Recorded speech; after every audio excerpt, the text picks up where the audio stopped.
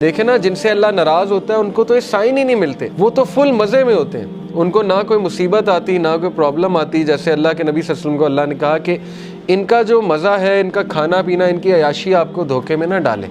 ये अल्लाह ताला इनको ढील दे रहा है, यानी अल्लाह इनसे इस हद तक नाराज़ हो चुका है कि अल्लाह इनकी केयर ही नहीं कर रहा। जिस शख्स से अल्लाह नाराज़ हो जाता है तो फिर अल्लाह के नबी ने कहा कि फिर अल्लाह ताला उसकी वो भटकता रहे और वो जिस वादी में मरे अल्लाह को उसकी कोई फ़िक्र नहीं है। ये है असल में वो शख्स बदबख्त। और ये कौन है? वला तकूनु कल्लज़ीना नसुल्लाह फ़अनसाहुम अनफुसहुम। क्या तूने देखा उसको जो अल्लाह को भूल गया तो फिर अल्लाह ने उसको उसका आप भुला दिया। उलाइका हुमुल फासिकुन, यही तो फासिक है। तो इसलिए ये मत सोचे कि अल्लाह ने आपको भुला दिया। अगर अल्लाह किसी को नापसंद करता है तो अपने करीब क्यों लाएगा, मुझे ये बताएं। ठीक है ना, एक बंदा कहीं और जा सकता है, क्लास में आ गया, दीन का लेक्चर सुनने आ गया, क्या ये निशानी नहीं है कि अल्लाह उससे राज़ी है? वरना तो अल्लाह ताला चाहता उसे कहीं और ले जाता, अल्लाह उसकी केयर छोड़ देता। अगर एक बंदा गुनाह में और वो दुआ किए जा रहा है अल्लाह से कि अल्लाह मुझे किसी तरह निकाल दे इससे, तो अल्लाह ताला उसको शायद कोई गम भेज दे, कोई टेस्ट और ट्रायल में डाल दे और वो बंदा अल्लाह के करीब आ जाए। अल्लाह से उम्मीद लगानी है, इंसानों से नहीं। बीच में कोई फिर वो शिर्क नहीं होना चाहिए, बीच में नहीं कोई होना चाहिए एंटिटी। सारी की सारी उम्मीद अल्लाह ताला से है। फिर आप देखें अल्लाह ताला जल्द आपको ऐसी चीज़ दे देगा कि आपका गम अल्लाह हल्का कर देगा। बेऔलादी होती है कुछ लोगों को, कह देते हैं अल्लाह अगर तेरी यही रज़ा है तो ठीक है, और फिर हो जाती है। जब वो मान लेते हैं तब हो जाती है। एक बंदा मान ही नहीं रहा, कांस्टेंट लड़ रहा है, अनकॉन्शियसली लड़ रहा है अल्लाह से, लड़ाई लगाई हुई है, शिकायत लगाई हुई है ही नहीं, एक्सेप्टेंस है ही नहीं, एक्सेप्टेंस है ही नहीं, तो फिर कैसे जो है ये हल होगा।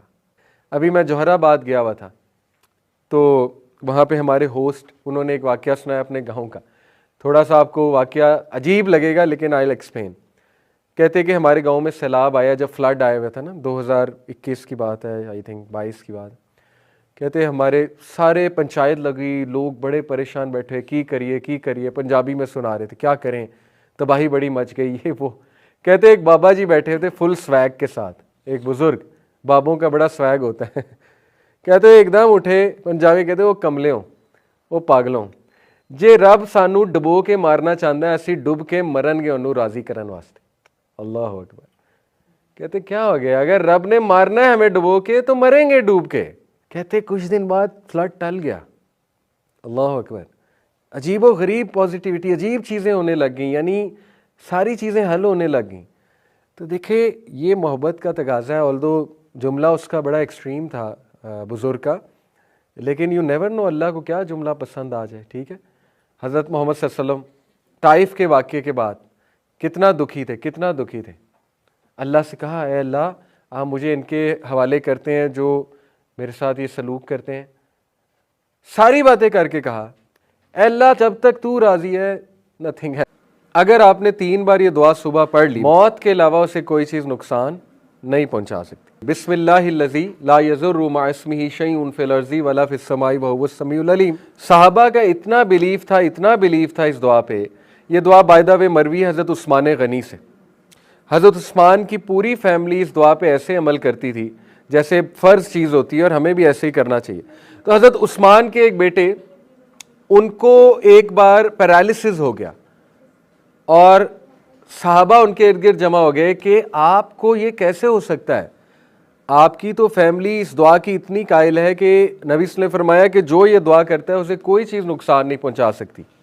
एक तो उनका तवक्कल देखें, तो उन्होंने कसम खा के कहा आज मैं दुआ भूल गया था, आज ही पैरालिसिस हो गया। एक तो ये उनका तवक्कल।